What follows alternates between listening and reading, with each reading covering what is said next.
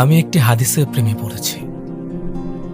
আপনি যখন নিজ কক্ষে নীরবে কান্না করবেন, আল্লাহ তখন ফেরেশতাদের উদ্দেশ্য করে বলেন, কোন জিনিস আমার বান্দার চোখে পানি আনলো? ফেরেশতাগণ বলেন, আপনার বান্দা সুখে নেই, আপনার বান্দা অনেকদিন হাসেনি।